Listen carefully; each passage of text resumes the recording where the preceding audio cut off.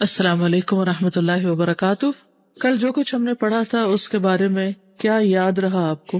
تو بیسیکلی بات یہ ہوئی تھی کہ نیند اللہ سبحانہ تعالیٰ کی نعمت ہے، اور نیند کا آنا اللہ کی نشانیوں میں سے ایک نشانی ہے، اور پھر اللہ سبحانہ تعالیٰ نے ان نشانیوں پر غور و فکر کرنے کے لیے بھی کہا ہے ہم کو، اور پھر یہ کہ ہمیں عملی طور پر اپنے نیند اور بیداری کے اوقات کو منظم کرنا ہے اور ان اوقات کو عبادت بنانا ہے۔ یہ کسی نے ایک ریسرچ بھیجی تھی کہ زیادہ رات گئے تک جاگنا بچوں کے دماغ کو کند کر دیتا ہے۔ یوکے میں 7 سال کی عمر کے 11,000 بچوں پر اسٹڈی کی گئی۔ 7 سال کی عمر کے 11,000 بچوں پر یہ ٹیسٹ کیا گیا، اور اس کے بعد یہ بات سامنے آئی، نمبر 1، جن بچوں کے رات کے سونے کے اوقات منظم نہیں ہوتے یا وہ رات کو 9 بجے کے بعد سوتے ہیں، یعنی دیر سے سوتے ہیں، ان کی ریڈنگ اور میتھس میں کم سکور آتے ہیں۔ دوسری بات یہ سامنے آئی کہ نیند کی کمی قدرتی جسمانی ردم کو متاثر کرتی، جس کی وجہ سے ان کی لرننگ کی صلاحیت بھی کم ہو جاتی ہے، ایبلٹی کم ہو جاتی، ویکنس ہو جاتی ہے، اس میں یہ گراسپ نہیں کر پاتے ہوں گے نا پوری طرح۔ نمبر 3، یہ اثرات مجموعی طور پر لڑکیوں میں زیادہ تھے، مجھے لگتا ہے کہ عورتوں کو سونے کی زیادہ ضرورت ہوتی ہے۔ نمبر 4، یونیورسٹی کالج لندن کے پروفیسر جو اس ریسرچ کے لیڈ ہیں، ان کا کہنا تھا کہ سونے کے اوقات کا غیر منظم ہونا ایک کیوٹک فیملی سسٹم کو بھی ظاہر کرتا ہے، کہ اس فیملی میں کوئی ڈسپلن نہیں، جس کے اثرات ان کے بچوں میں دیکھے گئے۔ لیکن ان فیکٹرز کو نکال کر بھی سونے کے اوقات کے اثرات بہرحال باقی رہے، یعنی ان کا گھر کا سسٹم جو بھی ہے، لیکن اس میں جو بھی کیاس ہے، اور اگر ان کا کوئی ڈسپلن نہیں ہے اور ان کی زندگی کا کوئی محور مقصد فوکس نہیں ہے، بس وہ اپنی خواہشات پہ جی رہے ہیں، تو بھی جو نیند کی کمی کے اثرات ہیں وہ بہرحال ان کے بچوں پر ہوتے ہیں۔ نہ صرف یہ کہ نمبر کم آتے ہیں، بلکہ مزاج اور شخصیت پر بھی بہت اثرات پڑتے ہیں، کیونکہ جس شخص کی نیند پوری نہیں ہوتی وہ کیا ہوگا، اریٹیٹڈ ہوگا۔ جب اریٹیٹڈ ہوگا تو کوئی اس سے چھوٹی سی بات بھی پوچھے گا تو اس کا جواب کیا ہوگا، ریئیکشن کیا ہوگا، سیدھا جواب نہیں ملے گا، اس کے اندر قوت برداشت ہی نہیں ہوگی۔ قوت ہے نا، قوت برداشت کے لیے بھی قوت چاہیے نا، برداشت کرنے کے لیے بھی آپ کو ایک ہمت چاہیے، ورنہ آپ بات بھی برداشت نہیں کر سکیں گے تو زندگی کے بڑے بڑے بوجھ کیسے برداشت کر سکیں گے؟ تو کچھ آسان نہیں ہوگا۔ پنجابی میں ایک لفظ ہوتا ہے چنک کر بولنا، سنا کبھی؟ کس کو پتا ہے چنک؟ یعنی کہ جس میں برداشت نہیں ہوتی، یعنی کسی نے چھوٹی سی بات پوچھی، جو معمولی سا سوال تھا، معمولی سی کوئری تھی یا معمولی سی کوئی بات کی کسی نے، تو جواب میں ایک دم چیخ پڑنا، شاؤٹ کرنا۔ تو اس طرح کی کیفیات میں اور بھی کئی ریزنز ہوتی ہیں، لیکن ایک بہت بڑی وجہ نیند کی کمی، اور پھر نیند کی کمی سے چونکہ ڈائجسٹو سسٹم متاثر ہوتا ہے، اور پھر جب ڈائجسٹو سسٹم ٹھیک کام نہیں کرتا تو جسم کو پوری انرجی نہیں ملتی، جو ہم کھاتے ہیں وہ جسم کے لیے باعث سے قوت نہیں بنتی، جس کے نتیجے میں کسی کے اندر خون کی کمی ہو جاتی ہے اور کسی کے اندر کسی اور وٹامن کی کمی ہو جاتی ہے، نتیجتاً پوری شخصیت متاثر ہوتی۔ سونا جو ہے وہ ہماری زندگی میں ایک بہت اہم مرکزی کردار ادا کرتا ہے پوری پرسنالٹی کو بیلنس کرنے کے لیے۔ پھر نمازوں میں جو کنسنٹریشن ہے، اسٹڈی کی کنسنٹریشن تو چھوڑیں، جو جنت الفردوس حاصل کرنے کے لیے ایک بہت اہم چیز ہے کہ والذین هم فی صلاتهم خاشعون، کہ وہ اپنی نمازوں میں خشوع اختیار کرتے ہیں۔ تو خشوع آ نہیں سکتا اور خشوع پوری طرح ہو نہیں سکتا اگر ہم تھکے ہوئے ہوں، اگر ہم بھوکے ہوں، اگر ہمارا کنسنٹریشن لیول اچھا نہ ہو۔ اور پھر جو سونے کے وقت کے اندر سونا ہوتا ہے وہ کم سونا بھی بہت ہو جاتا ہے، اور اگر اس کے بغیر ہم سوتے ہیں فطرت کے خلاف جا کر ایسے اوقات میں سوتے ہیں جب سونا نہیں چاہیے یا جب سونا حماقت ہے، تو پھر نتیجتاً کیا ہوگا؟ حماقت والے کام کرنے والے پھر کیا کہلاتے ہیں؟ احمق۔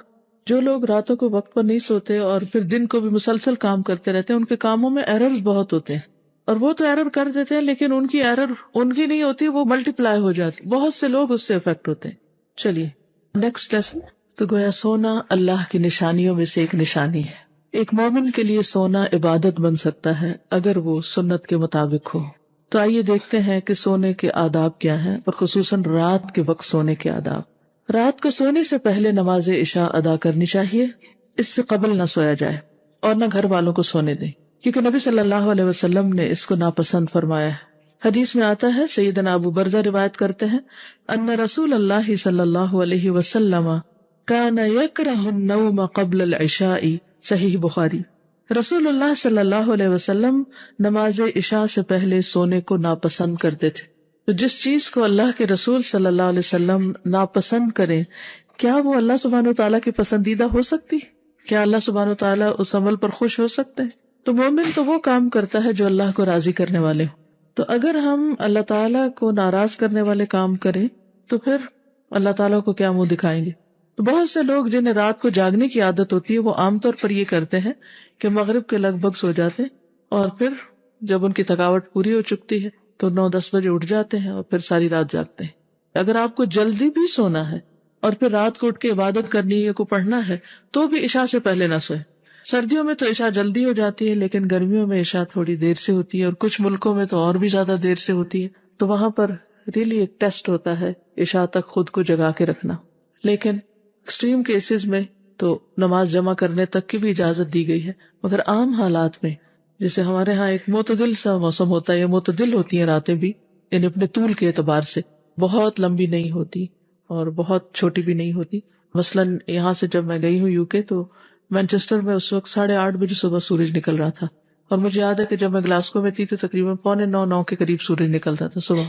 تب آپ دیکھیے کہ جب صبح سورج 8:30 بجے نکلے تو پھر دن شروع ہونے کا موڈ ہی نہیں ہوتا. پھر اسی طرح 4 بجے مغرب ہو رہی تھی، obviously پھر 5:30 تک عشاء بھی ہو جاتی، لیکن پھر آگے صبح کتنی دیر سے ہوتی، تو ایک بڑا حصہ دن کا رات ہو جاتی. تو ہمارے یہاں ایسی مشکل نہیں ہے. اسی طرح یہ کہ گرمیوں میں پھر وہاں راتیں بہت چھوٹی ہو جاتی. تو الحمدللہ آپ میں سے اکثریت ایسی جگہ پر رہتی ہے کہ جو رات اور دن کی بہت بڑی ویریشن کا سامنا نہیں کرنا پڑتا. تو اس میں ایک ہیبٹ بنائیے کہ کبھی بھی عشاء سے پہلے نہیں سونا. اللہ ایک انسان بیمار ہے اور اسے ہوش ہی نہیں آ رہی تو وہ ایک الگ بات ہے، کیونکہ وقت سے پہلے سونے سے نقصان یہ ہوتا ہے کہ پھر رات کی نیند ڈسٹرب ہو جاتی ہے. پھر یہ نہیں ہو سکتا کہ آپ مغرب کی نماز پڑھ کے سوئے اور آپ پھر فجر تک سوتے رہیں.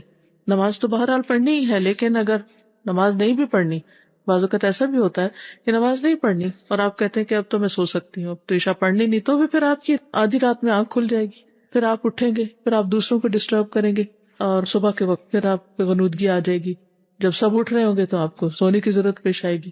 تو ایسے میں پھر وہی مسائل جنم لیں گے جن کا ہم نے کل ذکر کیا تھا، تعلقات کی خرابی اور اینٹی سوشل ہونا اور طبیعت کے اندر ایک اریٹیشن کا پیدا ہو جانا، قوت برداشت کا کم ہونا وغیرہ وغیرہ.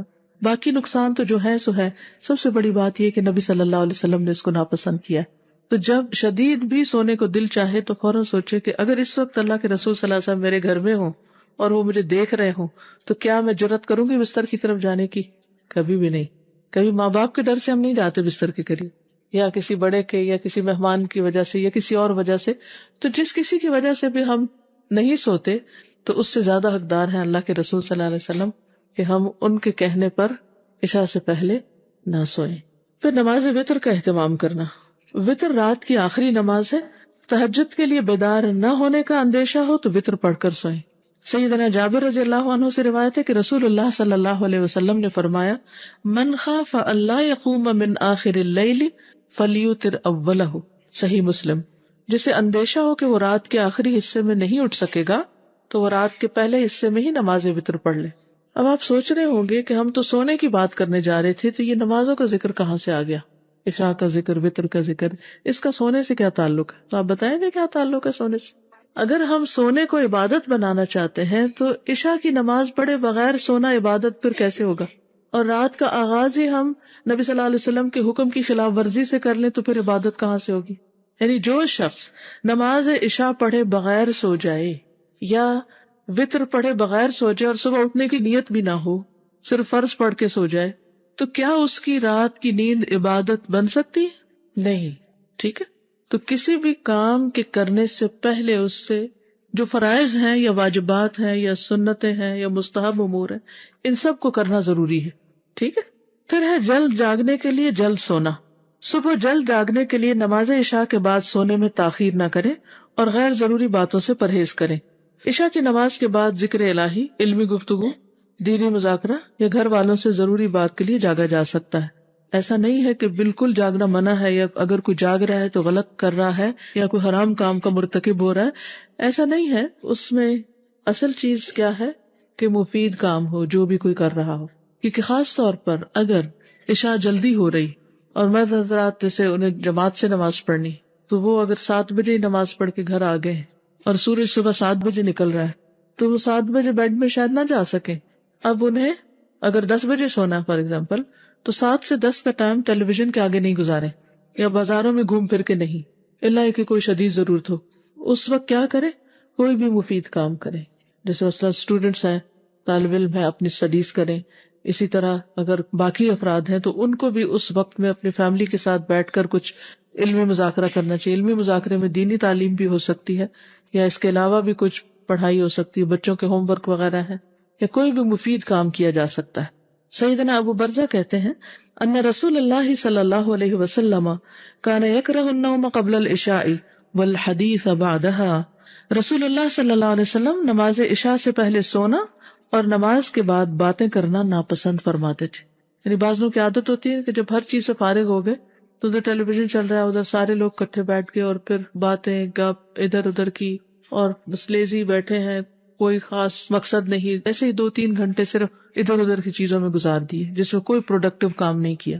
تو اس سے بچنا چاہیے، کیونکہ مومن کی زندگی بہت قیمتی ہے، ایک ہی دفعہ ملی، اور یہ سارا وقت کمائی کا ہے. ہم جاب پر ہیں، اس سارے وقت میں جو بھی کریں گے اس کے اوپر ہمیں اجرت ملنے والی، اجر ملنے والا ہے. اگر ہم نے اپنی جاب میں کوئی کمی کوتاہی کی، کیا ہے جاب، کیا ہے ویسے بائی دا وے؟ اللہ کی عبادت، اللہ کی عبادت کے لیے پیدا کیے گئے ہیں. جنت الفردوس میں جانے والے والذین هم عن اللغو معرضون، وہ لغو باتوں سے پرہیز کرنے والے ہوتے ہیں. اور لغو کیا ہوتا ہے؟ جس کام میں دین یا دنیا کا کوئی فائدہ نہ ہو، بالکل بیکار کی باتیں، بے مقصد باتیں، لوگوں پہ تبصرے، ادھر ادھر کی باتیں، یا کوئی سنی سنائی باتیں آگے کرنا، یا دن بھر جو بھی کوئی کام کیا انہی کاموں کو پھر بیٹھ کے دہرانا، شو آف کرنا، میں نے یہ کیا، میں نے وہ کیا، صرف دل کی تسلی کے لیے ایک دوسرے کو اپنی قصے کہانیاں سناتے رہنا. تو ان چیزوں سے پرہیز کرنا چاہیے.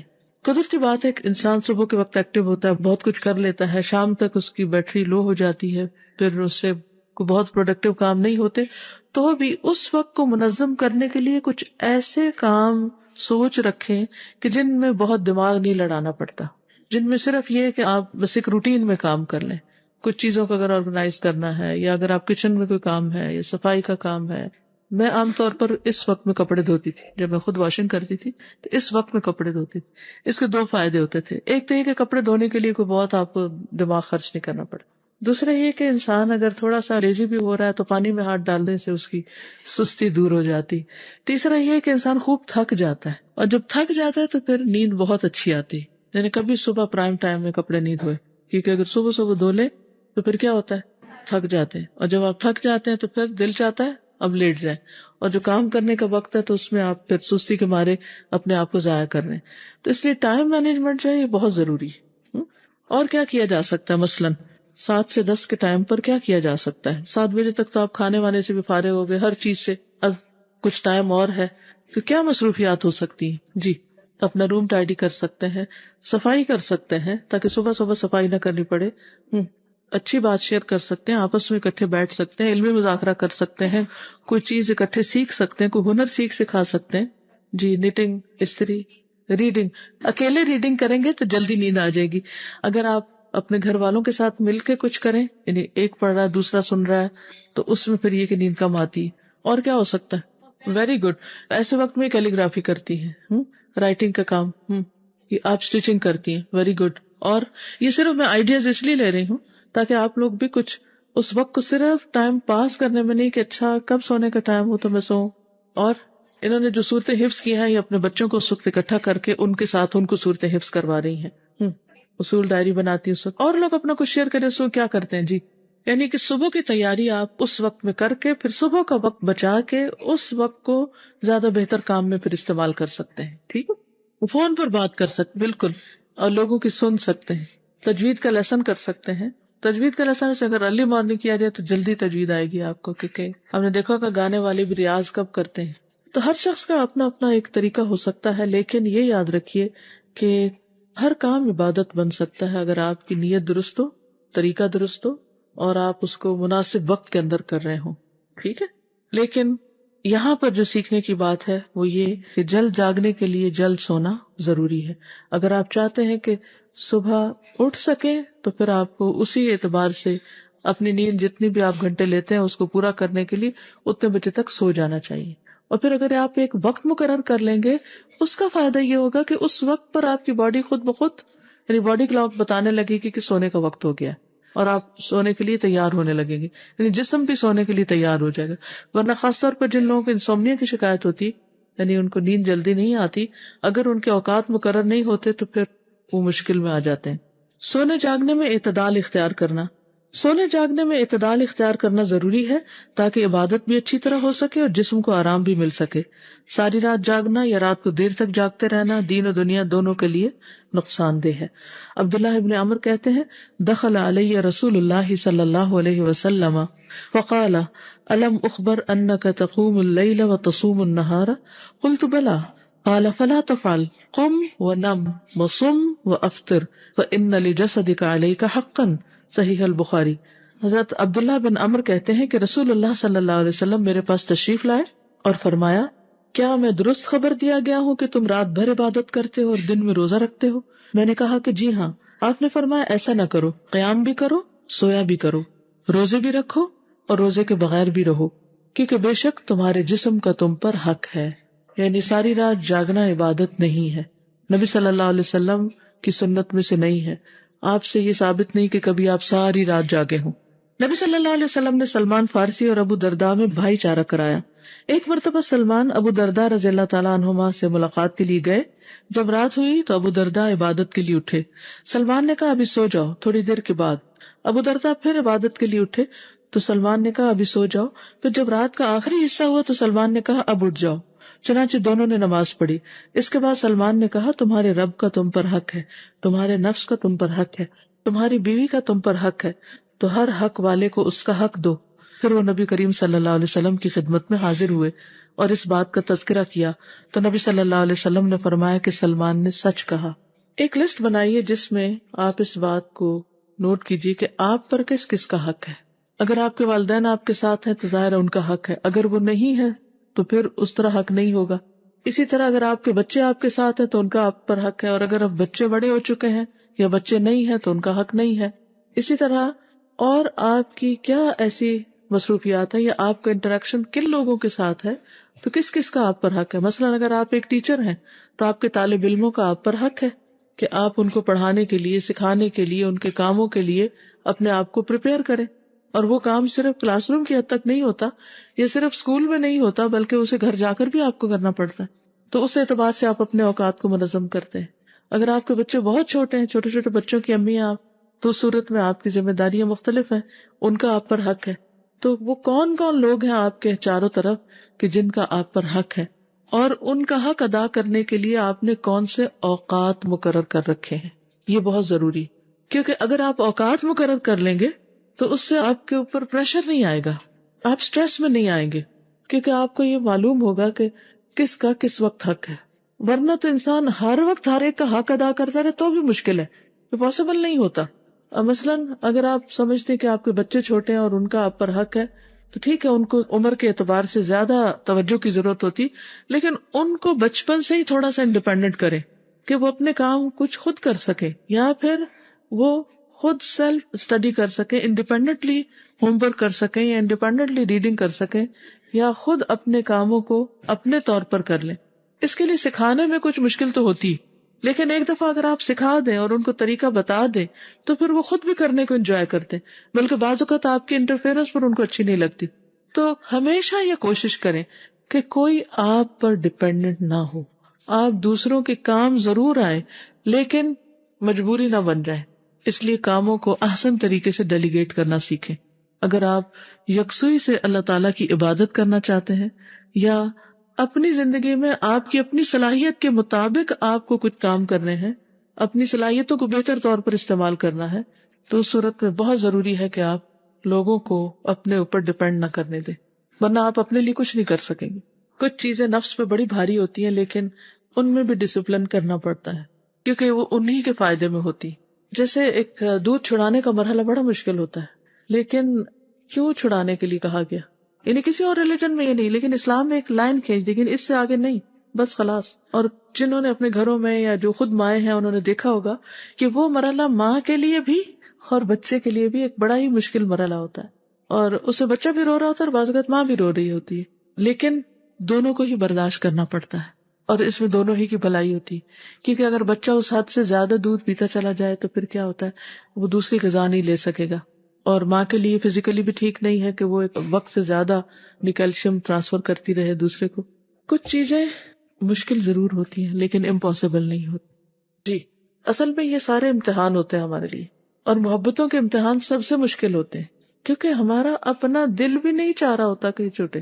جی، یہ بات سمجھ آئی، یعنی دوسروں کو اپنے اوپر ایک حد سے زیادہ ڈیپینڈ نہ کرنے دیں. ٹھیک ہے، جیسے اس روز یہ بتا رہی تھی کہ بعض اوقات یہ دوسروں کی کاؤنسلنگ کرتے ہیں تو لوگ پھر ایموشنلی ان کے اوپر ڈیپینڈ کرنے لگتے ہیں. تو اس میں پھر یہ ہوتا ہے کہ دوسرا شخص جو ہوتا ہے وہ کبھی انڈیپینڈنٹلی خود اپنی لائف کے بارے میں ڈیسائیڈ نہیں کر سکتا، اور الٹیمیٹلی آپ پر سب سے بڑی رسپانسبلٹی خود اپنی ہے. یعنی ہم دوسروں کے بھی رسپانسبل ہیں، لیکن ہم اس سے زیادہ خود اپنے بھی رسپانسبل ہیں کہ ہمیں اپنے فرائض بھی پورے کرنے ہیں. ہمیں اللہ نے جو صلاحیتیں دی ہیں ان کو بھی استعمال کرنا ہے. ہمیں دوسروں کو امپاور کرنا ہے. جس سے بھی ہم محبت کرتے ہیں، جس کو بھی ہم چاہتے ہیں یا اس کی خیر چاہتے ہیں یا اس کو گرو کرتے دیکھنا چاہتے ہیں، تو اس کو امپاور کریں. امپاور کرنے کا مطلب یہ ہے کہ دوسرے کو اپنے ہاتھ سے کھانا سکھا دیں، اس کو وہ ٹولز دے دیں یا اس کو وہ ذرائع دے دیں کہ جس سے وہ اپنے لیے خود کچھ کما سکے. مثلا ایک شخص کو آپ مدد دیتے رہتے ہیں، صدقہ خیرات دیتے رہتے ہیں، کیا ہوگا؟ وہ آپ پر ڈیپینڈنٹ ہے. لیکن اگر آپ اس کو کمانا سکھا دیں گے تو یہ کیا ہوگا؟ اس کو امپاور کرنا. ٹھیک، تو ہمیں دوسروں کو امپاور کرنا ہے. یہ نہیں کہ پاور ساری اپنے ہاتھ میں رکھے اور اس کو اپنا غلام بنا کے رکھے. عام طور پر یہ طریقہ ہوتا ہے کہ ہم کیا چاہتے ہیں کہ کنٹرول ہمارے پاس رہے.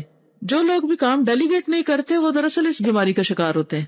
تو کسی بھی فیلڈ میں، چاہے آپ گھر میں ہیں، چاہے آپ جاب پر ہیں، چاہے آپ ٹیچر ہیں ایون، تو اس میں کیا ہے کہ دوسروں کو ایسے ٹولز دے دیں کہ جس سے وہ آگے پھر اپنے پاؤں پہ کھڑے ہو سکیں. بغیر منڈیر کی چھت پر نہ سونا. تازہ ہوا والی جگہ پر سونا صحت کے لیے بہترین ہے. اس مقصد کے لیے اگر کھلی چھت پر سونا ہو تو اس کے گرد چار دیواری کا ہونا ضروری ہے. یہ گرمیوں میں جو لوگ سوتے ہیں باہر. سیدنا علی بن شعبان سے روایت ہے کہ رسول اللہ صلی اللہ علیہ وسلم نے فرمایا، من بات علی ظہر بیت لیس علیہ حجار فقد برئت منہ الذمہ. جو شخص ایسی چھت پر سوئے جس کے گرد کوئی منڈیر نہ ہو تو اس کا ذمہ اٹھ گیا، یعنی وہ خود اپنا ذمہ دار ہے. پھر بعض لوگوں کو نیند میں چلنے کی عادت ہوتی ہے. بغیر منڈیر کی چھت پر سونے سے انہیں نقصان پہنچ سکتا ہے، یعنی سوتے سوتے چھت سے نیچے اتر سکتے ہیں یا گر سکتے ہیں. آپ میں سے تو نہیں کسی کو سوتے ہوئے چلنے کی عادت؟ الحمدللہ، یہ بھی اللہ کا شکر ادا کریں، کیونکہ سوتے ہوئے کچھ لوگ بولتے ہیں اور وہ اپنے راز اگل دیتے ہیں، کچھ لوگ چلنے لگ جاتے ہیں. تو کبھی ہم نے ان نعمتوں پر غور کیا اور ان پر شکر ادا کیا کہ ہم ایک سکون کی نیند سو لیتے ہیں اور ہماری نیند میں کوئی خلل نہیں. بعض لوگوں کو سلیپ اپنیا ہوتا ہے، معلوم ہے آپ کو کیا ہوتا ہے؟ وہ سلیپ ایپنیا میں سوتے سوتے سانس رک جاتی ہے، اور پھر جب باڈی میں کافی کاربن ڈائی آکسائڈ جمع ہوتی ہے پھر اچانک ان کو سانس آتی ہے ایک جھٹکے کے ساتھ. تو یہ بھی صحت کے لیے بہت ہی نقصان دہ ہوتی ہے. خطرناک چیز ہے نا، دم بھی گھٹ سکتا ہے. کہ آپ دیکھیں نا کہ آپ کو سانس آ نہیں رہا اور اچانک آپ پھر، تو آپ نے دیکھو کبھی جھٹکے لگ رہے ہوتے نیند میں، کبھی لگے کسی کو؟ تھوڑا بہت تو ٹھیک ہے، لیکن اگر یہ بڑھ جائے تو پھر ٹھیک نہیں. ٹھیک ہے، خیر اس کی دوا بھی ہوتی ہے ہومیوپیتھک میں. لیکن میرا کہنے کا مطلب اور اس مثال کے دینے کا مقصد یہاں پر یہ ہے، جو لوگ ان ساری مشکلات کے بغیر سو جاتے ہیں ان پر اللہ سبحانہ و تعالیٰ کا کتنا بڑا کرم ہے اور کس قدر شکر ادا کرنے کی ضرورت ہے. پھر سوتے ہوئے بسم اللہ پڑھ کر دروازے بند کریں. سونے سے قبل گھر کے دروازے بند کرتے وقت بسم اللہ پڑھیں.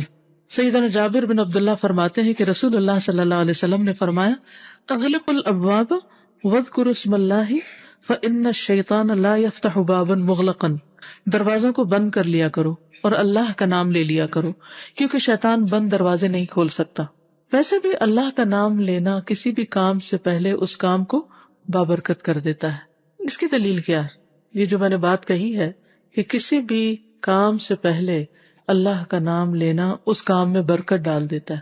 شاباش، تبارک اسم ربک ذو الجلال والاکرام. اللہ سبحانہ و تعالیٰ کا نام بابرکت ہے، اور اللہ کا نام جہاں بھی لیں گے، جس چیز پر بھی لیں گے، اس میں سے خیر ہی خیر نکلے گی. تو اب کمرے کا دروازہ بند کرنا ہو یا گھر کا کرنا ہو، جب بھی آپ دروازہ بند کریں تو بسم اللہ پڑھ لیں. آگ بجھا دینا. سونے سے پہلے گیس اور بجلی کے آلات احتیاط سے بند کر دیں. سیدنا سالم اپنے والد سے روایت کرتے ہیں کہ رسول اللہ صلی اللہ علیہ وسلم نے فرمایا لا تترکوا النار فی بیوتکم حین تنامون. جس وقت تم سو رہے ہوتے ہو تو اپنے گھروں میں آگ کو جلتا ہوا نہ چھوڑو، خصوصاً جو لکڑیوں وغیرہ کی آگ ہوتی ہے اور دوسری بھی. سیدنا ابو موسیٰ اشعری نے بیان کیا کہ مدینہ منورہ میں ایک گھر رات کے وقت جل گیا. رسول اللہ صلی اللہ علیہ وسلم کو اس کے متعلق بتایا گیا تو آپ نے فرمایا ان هذه النار انما هي عدو لكم فاذا نمتم فاطفئوها عنكم. بے شک یہ آگ تمہاری دشمن ہے، اس لیے جب تم سونے لگو تو اسے بجھا دیا کرو. سیدنا جابر سے روایت ہے رسول اللہ صلی اللہ علیہ وسلم نے فرمایا اطفئوا المصابیح عند الرقاد فإن الفویسقة ربما اشترت الفتیلة فأحرقت اہل البیت. صحیح البخاری. رات کے وقت چراغ بجھا دیا کرو کیونکہ کبھی کبھی چوہیاں چراغ کی بتی لے جاتی ہے اور گھر والوں کو جلا دیتی ہے. پہلے زمانے میں تیل میں چراغ کی بتیاں ہوتی تھی نا، تو وہ تیل شاید پیتی تھی تو وہ اس کے اندر سے اس دھاگے کو نکال کے لے بھاگتی تھی. اب وہ اگر جلتا ہوا دھاگا ہو تو کیا ہوگا، جس جگہ سے بھی گزرے گی وہاں پر آگ لگ جائے گی، تو اس لیے خاص طور پر منع کیا گیا.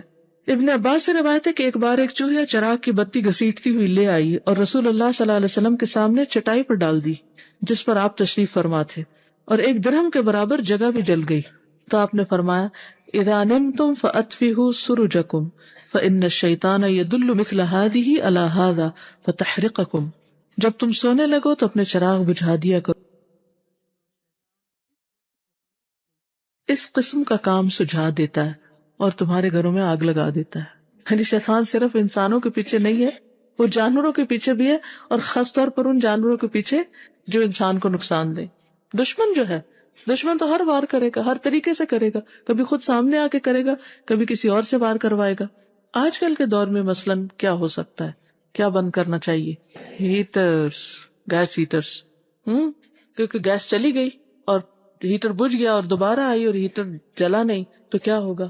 کتنی آپ نے ایکسیڈنٹس ایسے سنے ہوں گے کہ جس میں ڈیتھس ہو گئی لوگوں کی. اور کیا بند کر دینا چاہیے رات؟ الیکٹرک ہیٹرز بھی. وہ کیوں؟ شارٹ سرکٹ ہو سکتا ہے اور اس کے اوپر کوئی کپڑا گر سکتا ہے اور اس سے آگ لگ سکتی. جی بعض اوقات مچھروں کے لیے کوئل لگاتے ہیں، وہ بھی ٹھیک نہیں ہوتا. استری تو ویسے ہی بند کر دینی چاہیے، بجلی کا بل بہت زیادہ آ رہا ہے. ایک ریسرچ میں نے پڑھی تھی بہت پہلے، اس وقت میرے پاس کوئی اس کی دلیل نہیں، اگر کسی کو کوئی ڈھونڈ کے لا سکے تو ضرور، کہ اگر آپ چاہتے ہیں کہ آپ کی باڈی پوری طرح فنکشن کرے، یعنی اپنا کام کرے رات کو جو اس نے کرنا ہوتا ہے، تو اس کے لیے ضروری ہے کہ مکمل اندھیرا ہو، کیونکہ تھوڑی سی روشنی میں بھی اس کے کام میں رکاوٹ پیدا ہوتی ہے. تحقیق مزید کر لیجئے، لیکن یہ ایک حقیقت ہے کہ جس وقت روشنی ہو رہی ہوتی ہے اس وقت ہماری نیند، یعنی ڈیپ سلیپ میں ہم نہیں جاتے اور برین پوری طرح ریسٹ نہیں کرتا. اور خاص طور پر آج کل موبائل کی دنیا میں جو ادھر موبائل پڑا ہے یا لیپ ٹاپ سینے سے لگا کے سو رہے ہیں، کہیں ٹیبلٹس پڑی ہیں، کہیں کچھ، تو چاروں طرف سے ریڈیشن ہو رہی ہوتی ہے. آپ نے وہ دیکھی ہوگی ویڈیو جس میں مکئی کے دانے رکھ کے 3-4 موبائل اسی ٹیبل پر رکھ دیے گئے اور 4 مختلف لوگوں نے ان موبائل پر جب کال کیا تو وہ مکئی کے دانے ایک دم پھٹ پھٹ اٹھنے لگے، نہیں پک کے، صرف اس کی ریڈیشن سے وہ پک کے پھٹ گئے. یہ یوٹیوب پر ہوتی تھی، یہ میں نے خود اپنی آنکھوں سے دیکھی ہوئی ہے ویڈیو. جو آپ نے کہا کہ اندھیرا ہونا چاہیے، اس کے پیچھے ہمارا پورا وہی جو پائنیل گلینڈ ہے برین کا، اس میں سے جو ہارمون نکلتا ہے میلیٹونین، وہ ہمارا باڈی کلاک سیٹ کرتا ہے، اور سرکیڈین ریدم سارا جو ہماری باڈی کے اندر کا نظام ہے، ہارمونز کس وقت ریلیز ہونے ہیں، کس وقت کون سے آرگن نے فنکشن کرنا، تو وہ سارا ڈسٹرب ہو جاتا ہے. اگر اندھیرا نہیں ہوگا تو وہ پوری طرح سے وہ سیکریٹ ہی نہیں ہوگا پوری مقدار میں، اور پھر وہ پوری طرح فنکشن ہی نہیں ہوگا باڈی کے اندر. انہوں نے جو بات کی آپ کو سمجھ آ گئی ہوگی کہ جب روشنی ہوتی ہے تو ہمارے مخصوص گلینڈ میں سے ایسے ہارمونز نہیں نکلتے جو پوری باڈی کی کلاک سیٹ کرتے ہیں اور پھر انسان صحت مند زندگی گزارتا ہے. کئی لوگ اندھیرے میں سو ہی نہیں سکتے، وہ روشنی جلاتے ہیں، ڈرتے ہیں شاید، یا کیا مشکل ہوتی ہے، یا کچھ لوگ زیرو کا بلب جلا کے سونے کے عادی ہوتے ہیں. یہ ساری چیزیں خطرناک ہوتی ہیں. ایک آرٹیکل میں نے بھی ریسنٹلی پڑھا ہے کہ جب بچے موبائل وغیرہ اور چیزیں سرہانے کے نیچے رکھ کے سو جاتے ہیں اور یہ مسلسل اس طرح، تو یہ برین کے اندر بہت ڈیمیج کرتا ہے. اور پچھلے دنوں ایک بچے کی ڈیتھ ہوئی ہے اسی طرح. یعنی یہ جو ریڈیشن مسلسل آپ کے اندر پہنچتی رہتی ہے برین کے اندر، اٹس ویری ڈینجرس. کیونکہ بچے عام طور پر یا جیب میں ڈال لیتے ہیں یا پھر سرہانے کے پاس رکھ لیتے ہیں یا ٹیبل کے پاس رکھ لیتے ہیں. اگر آپ نے الارم سیٹ کیا ہوا ہے تو بھی آپ اس کو ایروپلین موڈ پہ کر دیں، تاکہ یعنی نہ وہ کوئی وائی فائی ریسیو کر رہا ہو اور نہ ہی اس سے کوئی ریڈیشن نکل رہی. جی یہ کہتے ہیں کہ ان کے ہسبینڈ کو پیس میکر لگا ہوا ہے، تو انہوں نے ڈاکٹرز نے خاص طور پر منع کیا کہ لیفٹ پاکٹ میں نہ موبائل رکھنا ہے اور نہ ہی کان سے سننا ہے، ورنہ آپ کو جھٹکا لگ سکتا ہے اس سے. بہرحال آگے چلتے. برتن ڈھانکنا، یہ تو بڑی ہی اہم بات ہے. کھانے پینے کے برتن ڈھانک دیں یا اوندھے کر کے رکھیں، الٹا کر کے رکھیں. سیدنا جابر سے روایت ہے کہ نبی اکرم صلی اللہ علیہ وسلم نے فرمایا غط الاناء واوق السقاء واغلق الباب واطفئ السراج فان الشیطان لا يحل سقاء ولا يفتح بابا ولا يكشف اناء فان لم يجد احدكم الا ان يعرض على انائه عودا ويذكر اسم الله فليفعل. صحیح مسلم. برتنوں کو ڈھانپ دیا کرو، مشکیزے کا منہ باندھ دیا کرو، یعنی گھڑا وغیرہ یا مشک ہوتی تھی پہلے، اب بھی ہوتی کئی جگہوں. دروازے بند کر دیا کرو، چراغ بجھا دیا کرو، اس لیے کہ شیطان بندے ہوئے مشکیزے کو، بند دروازے کو، ڈھکے ہوئے برتن کو نہیں کھولتا. پھر اگر تم میں سے کسی کو کوئی چیز نہ ملے تو وہ برتن پر اس کی چوڑائی میں صرف ایک لکڑی ہی رکھ دے. یعنی جیسے یہ گلاس ہے، یہ ڈھکن نہیں ہے تو کیا کرے، پین لے کے اس کے اوپر یوں رکھ دے. یعنی کچھ نہ کچھ رکاوٹ ضرور ہونی چاہیے. پھر اگر تم میں سے کسی کو کوئی چیز نہ ملے تو وہ برتن پر اس کی چوڑائی میں صرف ایک لکڑی ہی رکھ دے اور اللہ تعالیٰ کا نام لے لے، تو اسے ایسا ہی کرنا چاہیے، یعنی بسم اللہ پڑھ کر رکھے. سیدنا جابر کہتے ہیں کہ رسول اللہ صلی اللہ علیہ وسلم نے فرمایا غط الاناء واوق السقاء فإن في السنة ليلة ينزل فيها وباء لا يمر بإناء ليس عليه غطاء أو سقاء ليس عليه وكاء إلا نزل فيه من ذلك الوباء. برتن ڈھانپ دو اور مشک کا منہ بند کر دو، بے شک سال میں ایک رات ایسی ہوتی ہے جس میں وبا اترتی ہے، پھر وہ وبا جس برتن یا مشکیزے کے پاس سے گزرتی ہے جو ڈھکا ہوا نہ ہو تو اس میں سما جاتی ہے. اور پھر کیا ہوتا ہے، صبح اٹھ کے آپ اس میں پانی پیتے ہیں، وہ بیماری اندر چلی جاتی. یہ جو وائرسز پھیلتے ہیں کہاں سے آتے ہیں، تو کتنی احتیاط کی ضرورت ہے.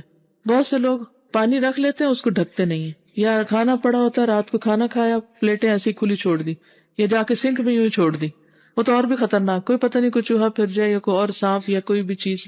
لوگوں کی اکثریت کو میں نے دیکھا ہے کہ انہیں اس بات کا نہیں پتا، اس وبا کا اور اس مصیبت کے نازل ہونے کا، اور پھر اس لا علمی اور جہالت کی وجہ سے ہم کتنا سفر کرتے رہتے ہیں.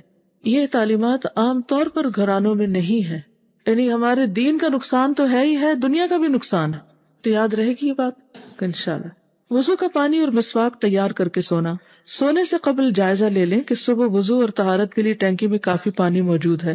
سیدنا سعد بن ہشام سے روایت ہے کہ سیدہ عائشہ نے رسول اللہ صلی اللہ علیہ وسلم کے وطر کے متعلق بیان کرتے ہوئے فرمایا کہ کننا نعد لہ سواکہ و طہورہ، ہم آپ کے لیے مسواک اور وضو کا پانی تیار کر کے رکھ دیتے تاکہ صبح دیر نہ ہو. ابھی جو بات ہو رہی تھی نا کہ رات کے اوقات میں کیا کام کرے، تو یہ کہ صبح کی تیاری کر کے رکھے، یہی سنت سے ثابت. ورنہ اگر صبح مسواک ڈھونڈنے میں لگ گئے، پانی بھرنے میں لگ گئے، تو جو نماز کا اول وقت ہوگا وہ چلا جائے گا یا تہجد کا وقت ختم ہو جائے گا. ایون اگر آپ کو صبح اگر شاور لینا ہے تو کپڑے آپ کے پہلے سے ہی تیار ہوں، صبح نہ ڈھونڈنا شروع کریں.